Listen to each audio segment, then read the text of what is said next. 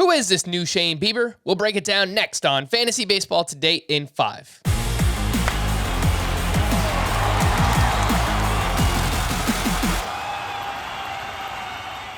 Welcome into FBT in 5. As always, make sure to follow and stream us on Spotify. Today is Thursday, April 21st. I am Frank Stanfield, and I'm all alone. Everybody left me. I feel like John Travolta in that gif where he's just looking around and he's all by himself. That's me. Anyway, let's talk about Shane Bieber, the new version. He picks up his first victory on Wednesday against the Chicago White Sox. 6 innings of 1-run balls, 7 strikeouts to 0 walks. He had 17 swinging strikes on 86 pitches. And how did he do that? He went heavy with the slider 42% of the time. This new version of Shane Bieber, if he's going to succeed with this lower velocity, it's going to be by relying on his secondary pitches like this slider, and he's going to have immaculate control. He had 0 walks in this start. The problem is he still gave up a lot of hard hits. So if he starts walking people and he gives up hard hits, that's going to be a recipe for disaster. He can succeed with this lower velocity, again, leaning into the slider, and he just really can't afford to walk anybody. So I am encouraged by this start. I don't know that Shane Bieber could still be a top 5 or top 10 starting pitcher with this fastball velocity around 90 miles per hour.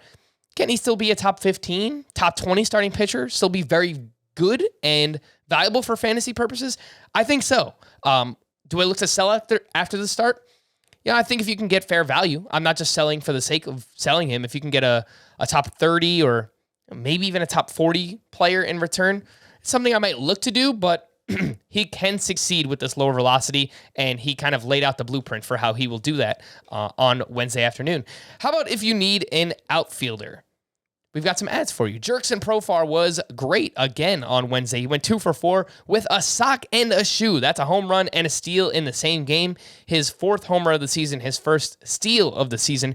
Jurickson Profar is just 53% rostered. And I know Profar's been around for a while. We kind of just know who he is at this point. He's doing things a little bit different so far this season. He's hitting the ball harder than ever before, and he's pulling the ball, a 71% pull rate.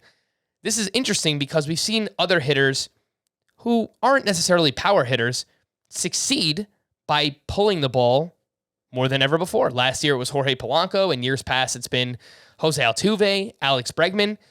If Jurickson Profar is leaning into this approach, then I think that he can have success. So wherever he's available, 3 outfielder league, 5 outfielder league, if you have someone who's struggling off to a slow start, I'd be all right making that swap. I'm very encouraged by what I've seen from Jurickson Profar. Another one I wanted to mention, Anthony Santander with the Baltimore Orioles. He goes 2 for 4 with a double, and he's batting .297 early on. He's walking a bunch, a 20% walk rate for his career. He's been right around a 6% walk rate guy for Santander. So if you play in an OBP league, or even a points league, I would look to get Santander on my team. I still do prefer Profar over him, but those are 2 names that I'm looking at and I'm interested in. Another one, Alec Bohm, goes 2 for 4 with his first home run of the season. He is crushing the ball early on, a 95 mile per hour average exit velocity. And a lot of what we said coming in was that he needed to lower the ground balls. He needed to raise the launch angle. That is exactly what he's done thus far. The defense is questionable. That's what will keep him off the field. But if he hits, he's going to play. And so far, Alec Bohm is hitting 33% rostered. Not a must-add in shallow leagues, but if you have a spot available to stash a player, Alec Bohm is someone that I would look to do that with right now. We had some big news come out on Wednesday afternoon. This one came out of nowhere. Andrew Heaney, who has pitched fantastic this season, lands on the IL with left shoulder discomfort. Tyler Anderson will start in his place against the Padres on Saturday and is rostered in just 10% of leagues. So if you play in deeper leagues, you can look at Tyler Anderson. The bigger news is what this meant for Tony Gonsolin, who was great against the Atlanta Braves on Wednesday afternoon. 6 shutout innings, 1 hit, 3 walks, 3 strikeouts, 12 swinging strikes on 83 pitches, really leaned into the slider and had tremendous success.